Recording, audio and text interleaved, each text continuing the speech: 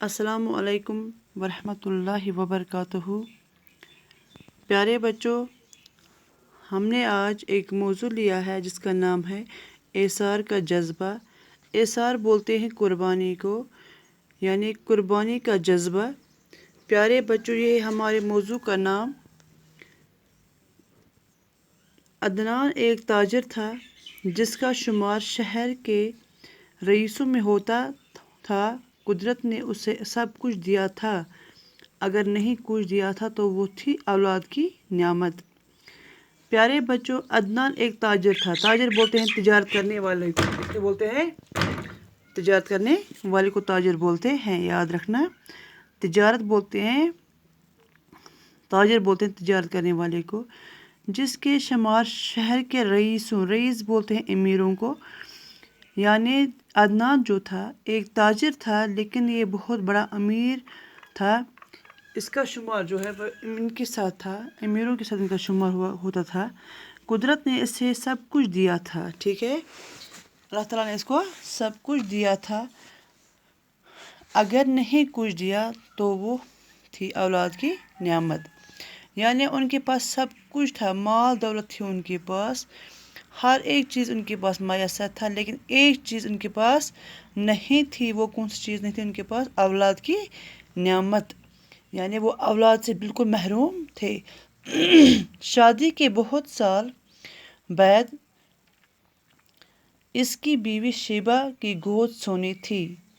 उनकी शादी को काफ़ी टाइम हुआ था, बहुत वक्त हुआ था इनकी शादी को, लेकिन उनकी जो बीवी है जिसका नाम शेबा था, ठीक है, अदनान और उनकी बीवी शेबा, यानी शेबा की जो गोद थी बिल्कुल वो महरूम थी। किस चीज़ से? गोद सोनी होना बोलते हैं औलाद न होना, यानी उसका बच्चा नहीं था शेबा का।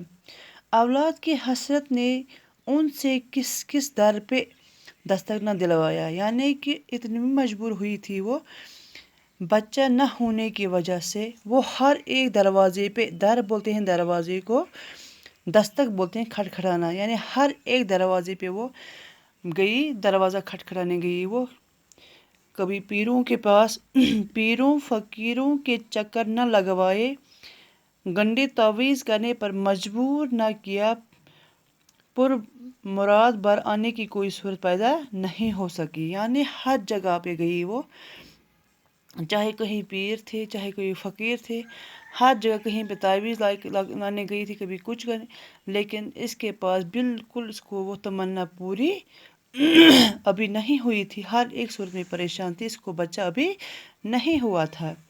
कुछ वक्त यूं ही गुजरने पर दोस्तों यारों को भी तशवीश हुई, यानी बहुत वक्त गुजरा कि इनके जो दोस्त थे अदनान के, उनके जो यार थे, दोस्त थे, अब इनके रिश्तेदार जो थे बहुत परेशान हुए उस चीज़ से। तशवीश बोलते हैं परेशान होने को।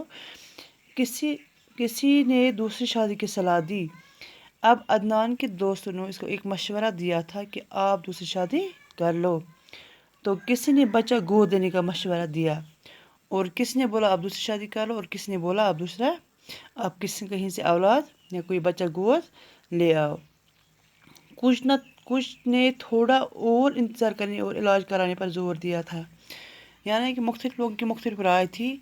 आधों ने ऐसा सलाह दिया इनको कि आप दूसरी शादी कर लो, और आधों ने बोला इनको ना आप कहीं से बच्चा ले आओ, वही रखो।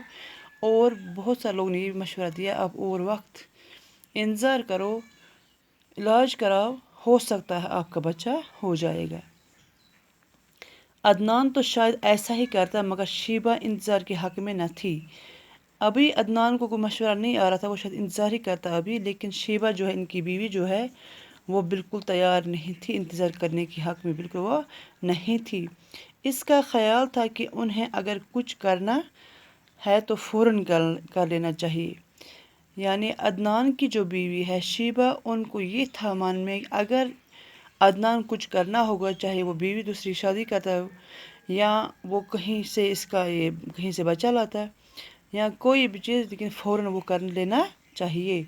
फैसला दूसरी शादी करने का हो या बच्चे को गोद देने का, इन्हें फ़ौरन कुछ ना कुछ करना चाहिए। यानी दूसरी हर एक सूरत में थी, चाहे ये शादी करें या दूसरी कहीं से بچہ لے آئے، یہ دونوں حق میں تیار تھی، دونوں چیزیں میں تیار تھی۔ عدنان کو چونکہ دوسری شادی گوارا نہ تھی، عدنان کو چونکہ دوسری شادی گوارا نہ تھی، اس لیے فیصلہ یہ ہوا کہ کسی بچے کو فوراً گود لیا جائے۔ عدنان کو یہ بات اچھی نہیں لگی کہ وہ دوسری شادی کریں، تو اس کو یہی مشورہ آیا کہ میں کسی بچے کو اب گود ہی لے آؤں گا۔ پیارے بچوں، اس سے آگے ہم انشاءاللہ کل پڑھیں گے۔ اللہ حافظ۔